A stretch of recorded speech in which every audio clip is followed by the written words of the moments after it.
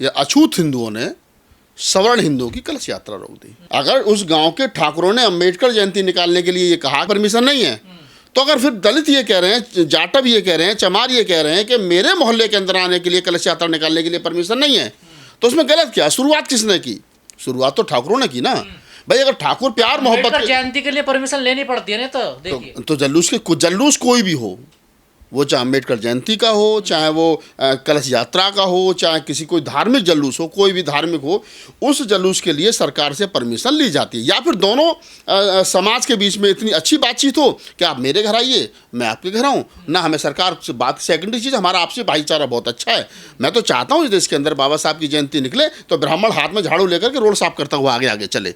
मैं तो चाहता हूँ इस देश के अंदर जब भगवान बुद्ध के संत रविदास जी की जयंती निकले, कबीर की जयंती निकले, तो इस देश के ठाकुर जो क्षत्रिय हैं और जिनके कंधों पर देश की रक्षा करने की जिम्मेदारी है, वो लठ लेकर के आगे आगे चलें कि भगवान बुद्ध और बाबा साहब की जयंती पर कोई किसी प्रकार का कोई मतलब खतरा नहीं मंडराएगा। अरे ठाकुर का काम लड़ना है तो वो लड़े अपने से कमजोर के लिए, ब्राह्मणों को काम ज्ञान देना तो दे अपने से छोटे से ज्ञान के लिए। लेकिन दुख की बात यही है गजेंद्र जी कि इस देश का ठाकुर समाज अपने तलवार और भालों पर एक तरीके से कुंडली मार करके बैठ गया, ब्राह्मण ज्ञान पे कुंडली मार करके बैठ गया, वैसे जो धंधे पर कुंडली मार के बैठ गया, दूसरा कोई करे तो उनको मंजूर नहीं है। इस पूरे मामले को तूल दिया जा रहा है, पर यहाँ तो आपसी सहमति हुई है ना। मैं वही कह रहा हूँ, मैं वही आ रहा हूँ आप ही की बात पे कि देखिए ये अच्छी बात है। गांव देहात में ये उत्तर प्रदेश का मामला है एटा का। आप देखिए कि फिर जब वो मामला तनातनी पर आया तो ठाकुरों के कुछ बुजुर्ग लोग, जाटवों के कुछ बुजुर्ग लोग, दोनों इकट्ठा हुए, दोनों आपस में समझौता किया, जो थोड़ी बहुत कहासुनी हुई, धक्का मुक्की हुई किसी के साथ में, हालांकि कोई बड़ा वहाँ पर घटनाक्रम नहीं हुआ, लेकिन ये कि उन्होंने मतलब उनको रोका। तो बाद में फिर ये हुआ कि यार आज ये हमें नहीं निकालने दे रहे, कल को फिर और बिल्कुल नहीं निकालने देंगे। तो फिर ये सहमति बनी कि आपको अम्बेडकर जयंती निकालिए तो हम चंदा भी देंगे। जो ठाकुर 3 महीने पहले बाबा साहब की जयंती, 2 महीने पहले अप्रैल के महीने में 16 अप्रैल को बाबा साहब की जयंती नहीं निकालने दे रहे थे, कहते परमिशन लाओ, आज वही ठाकुर दलितों के सामने कह रहे हैं कि आप निकालिए, हम आपको पैसा भी देंगे, आप मूर्ति लगाइए बाबा साहब की, हम आपको पैसा भी देंगे और खड़े होकर के लगवाएंगे भी। तो ये क्या है, सामने वाले को अपनी वैल्यू बतानी पड़ती है, अपनी ताकत बतानी पड़ती है, तब सामने वाला ये समझता है कि नहीं नहीं ये आदमी भी आदमी है। नहीं, अब से पहले तो वो जानवर ही समझ रहे थे। पूरे मामले में भीम आर्मी की बड़ी चर्चा हो रही है, उसमें उसका जिक्र आ रहा है क्योंकि उन्होंने जबरदस्ती वहां पर बोर्ड लगा दिया, क्योंकि गांव में तो सातों कौम रहती है उसमें। देखिए अगर मैं अपने दरवाजे पर राहुल नागपाल आवास लिखता हूँ तो मेरा अधिकार है। अगर जिस मेरे मोहल्ले में हमारे 50 घर हमारे हैं और हम उस गली का नाम जो है वो डॉक्टर अम्बेडकर मार्ग रख देते हैं तो मेरा अधिकार है, क्योंकि हम लोग रह रहे हैं वहाँ, उन्हीं के मानने वाले लोग रह रहे हैं। कल को कोई भी आदमी आज उसे पता चल जाए डॉक्टर अम्बेडकर मार्ग है तो ये ज़्यादातर यही लोग होंगे, संख्या इनकी होगी। सरकार भी जहाँ पर 90% या 60 पर कानून है ना कि जब 60% किसान 70% किसान सरकार को किसी काम के लिए ज़मीन सौंपने के लिए तैयार हो जाते हैं तो बाकी सरकार बाकी किसानों से ज़मीन तभी लेती है कम से कम 70% लोग सहमत हों। तो अगर गली में 70% शेड्यूल कास्ट के लोग हैं, जाटव समाज के लोग हैं, चमार हैं, और अगर उसके बाद में 20-25 लोग ऐसे हैं कि चिल लगा लो हम तुम्हारे साथ हैं, तो कोई दिक्कत नहीं है। अगर जाटवों ने द ग्रेट जाटव का बोर्ड अपने मोहल्ले में लगाया तो उससे ठाकुरों को दिक्कत नहीं होनी चाहिए। गांव के बाहर लगाया, गांव के बाहर वहीं से जहाँ से जाटवों की एंट्री है वहाँ उन्होंने लगाया। अगर ठाकुर साहब तो ऑलरेडी ग्रेट है ही, पंडित जी तो ऑलरेडी ग्रेट है ही, लाला जी तो ऑलरेडी ग्रेट है ही हैं। ग्रेट तो ये हमारे वाले नहीं है, अब ये बता रहे हैं कि हम बोर्ड लगा के बता रहे हैं कि हम ग्रेट हैं। और हमारे ग्रेट होने पर हमारे देखिए आज से पहले जो हमारा दलित समाज का आदमी था, सफाई करने वाला, झाड़ू लगाने वाला, आप देखेंगे कि जूता सिलने वाला, वो बेचारा फटे हाल, पैर में चप्पल नहीं, कुर्ता फटा हुआ, पजामा फटा हुआ, मेहनत मजदूरी कर आज भी देखिए दिल्ली जैसे महानगर में जो है वो लोग नाले में उतर के सफाई कर रहे हैं। लेकिन जिन लोगों का ज़मीर जिंदा हो गया, जिन लोग जो अब समझिए कि एक आदमी वहाँ से निकल करके आया, मेरा दादा ठाकुरों के मोहल्ले से हाथ में जूता लेकर के निकलता था, आज उसके पोते ने बोर्ड लगा दिया था ग्रेट जाटव का। तो पेट में जो हलचल हो रही है, आज जब एक जाटव जो है वो 50 लाख की फॉर्च्यूनर में चलता है और पीछे बाबा साहब का सिग्नेचर होता है, बाबा साहब की फ़ोटो होती है, जय भीम लिखा होता है, और उसके पीछे कोई मनुवादी 1500 रुपये 2000 के फटे से स्कूटर पर जा रहा होता है, तो वो वही सोचता है जो मेरा पुरखा 100 साल पहले सोचता था। वो सोचता है, वो अम्बेडकर को 50 गाली देता है कि अम्बेडकर ऐसा काम करके चला गया कि ये 50 लाख की गाड़ी में घूम रहा है और मैं गरीबी के हाल में इस हाल में घूम रहा हूँ। तो इस बात को समझिए, लड़ाई एक दिन की नहीं है। एटा ने जो हुआ है ये एक उदाहरण सेट कर दिया कि उन लोगों ने, देखिए इस प्रकार की घटनाएं पहले भी हुई हैं, ऐसा नहीं कि आज ही हुई हैं। आज भी यूपी के कई शहरों में बारातें चढ़ने। मैं क्या कह रहा हूँ, आपने 10 साल पहले 5 साल पहले ये कहीं नहीं सुना होगा उत्तर प्रदेश के अंदर के किसी जाटव की बारात ठाकुरों ने नहीं चढ़नी थी, कहीं नहीं सुना होगा।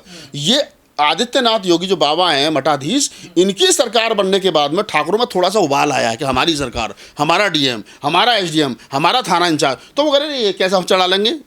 तो वो अब आया, आज से पहले नहीं था। राजस्थान, मध्य प्रदेश में, उत्तर प्रदेश में नहीं था कम से कम। अब क्या है कि ये जो उदाहरण सेट कर दिया, उदाहरण तो मेरठ का श्री राम जाटव का भी है।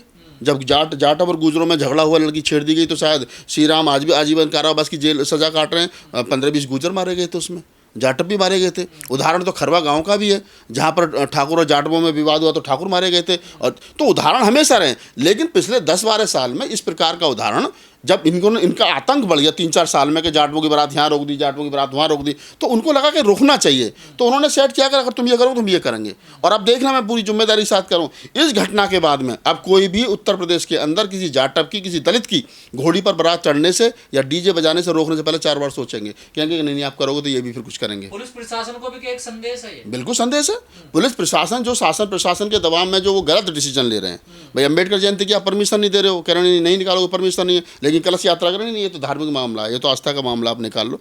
तो उनको भी ये संदेश है कि अगर आपको परमिशन देनी है तो दोनों की दो, और नहीं देनी तो अगर निकालो, कोई दिक्कत नहीं, इसमें कोई बहुत बड़ी बात है नहीं। यानी कि जो समाज पिछले 5000 साल से, 2500 साल से कहें, कितने हजार साल से कहें, जो पीड़ित था, शोषित था, जिसको नालियों सहारे बसने को मजबूर किया गया, जिसको रोड पर चलने नहीं दिया गया, पानी नहीं पीने दिया गया, मतलब क्या कुछ नहीं हुआ, गले में हांडी और पीछे झाड़ू कई जगह लटका दी गई, वो समाज जो एक डंडे से एक आदमी, एक चौधरी, एक ठाकुर साहब, एक पंडित जी आकर के हाँक करके ले जाते थे जानवर और भेड़ बकरियों की तरह, उस समाज की, हाँकने वाले समाज की कलश यात्रा, यानी कि अछूत हिंदू ने सवर्ण हिंदू की कलश यात्रा रोक दी। ये है सही सवाल, और इसका जवाब यही है कि ये जो हिम्मत है, ये जो ताकत है कि अपने भगवान को अपनी कॉलोनी में रखिए, अपनी आस्था को अपने घर रखिए, आपका भगवान और आपकी आस्था हमारी कॉलोनी में या हमारे मोहल्ले में नहीं आएगी। बाबा साहब डॉक्टर अम्बेडकर की यात्रा निकालने के लिए ठाकुरों ने उसी गांव में कहा कि हमारे मोहल्ले में अम्बेडकर का जो शोभा यात्रा नहीं निकलेगी,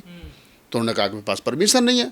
अब जब उनकी शोभा यात्रा निकली तो उन्होंने भी कहा कि हमारे मोहल्ले से आपकी कलश यात्रा नहीं निकलेगी क्योंकि आपके पास परमिशन नहीं है। तो ये वही है ठीक क्रिया के प्रति प्रतिक्रिया जो कहते हैं ना, भाई आपको कोई क्यों बर्दाश्त करेगा। और बाबा साहब डॉक्टर अम्बेडकर ने जब कह दिया कि इस देश के अंदर हजारों पीर, पैगंबर, संत, महात्मा, भगवान पैदा हुए, अछूत का भला कभी किसी ने नहीं किया, अछूत हमेशा अछूत ही रहा।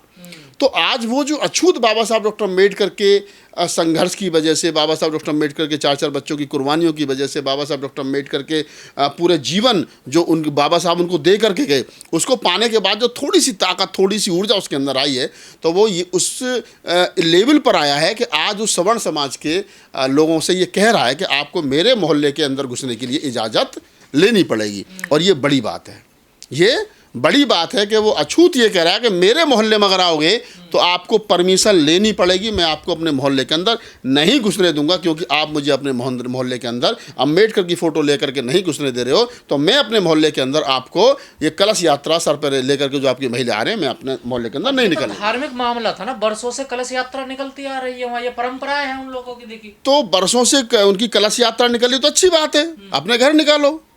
भाई मेरे घर के सामने आकर के नहीं तो रास्ता तो किसी का नहीं है ना, तो रास्ता तो अम्बेडकर जयंती के लिए भी ठाकुरों का नहीं है।